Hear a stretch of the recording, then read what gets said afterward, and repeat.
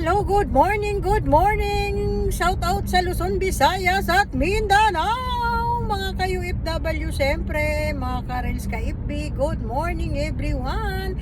Gising na, 7:09 na rito sa Middle East. Mga minamahal, ito'y pauwi na tayo. Naghatid tayo papuntang Abu Dhabi. Hindi ko nakita si Bibi, umuwi na daw. Sayang. Hello, good morning. Kumusta?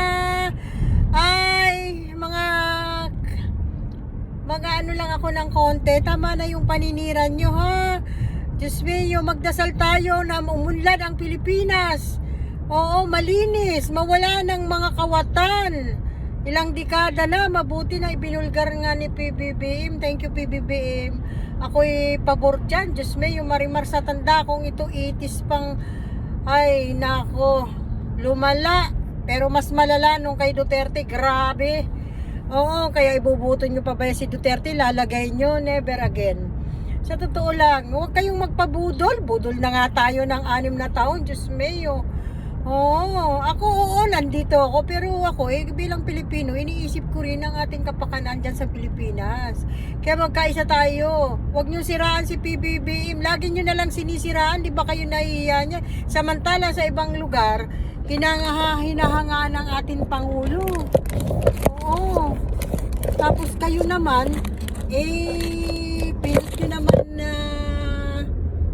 pilit nyo naman si PBBM sinisira. Lalagyan nyo pa ng mga editing na picture, hindi ba kayo nahabagan? Pangulo natin yan, Pilipino kayong gumagawa. Diyos ko, magising kayo sa katotohanan. Oo, sino ba ang dapat isipin natin ang kinabukasan ng bawat pamilya, mga anak, mga apo? Oh, hindi yung siguro sa edad nyo, sa edad ko, naranasan nyo na kung ilan presidente ang umupo.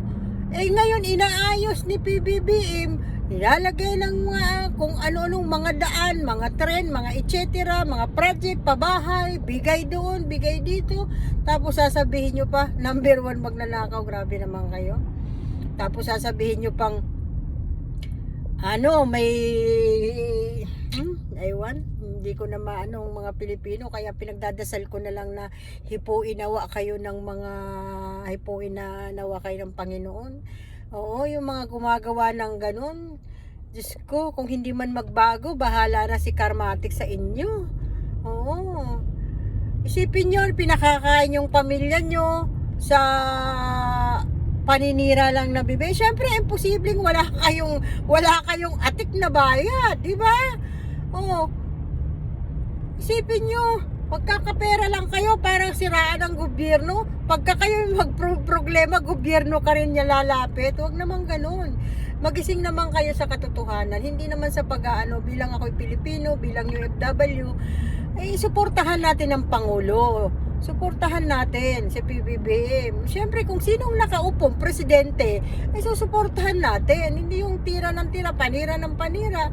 Wala tayong yan ang hinalal. Tsaka talagang di inano ng Panginoon Diyos para sa atin niya. Isipin mo, ilang dekada na binulgar niya. Alam ba natin yon? Alam natin may kurap. Oo.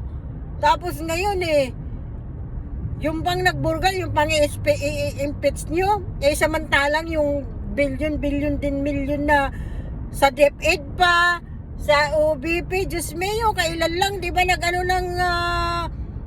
ng budget na Diyos mio, ay marimar.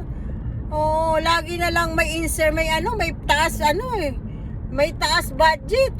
Ang piso nagiging 3 piso. Ano ba yan? Talagang ugali na nila yan. Oo, noon pa yan dyan sa lugar nila. Kaya magising na kayo magising na kayo. Tayo, ako gising na gising, matagal na. Dahil ako, Marcos talaga, hindi ko pagpapalit. Oo.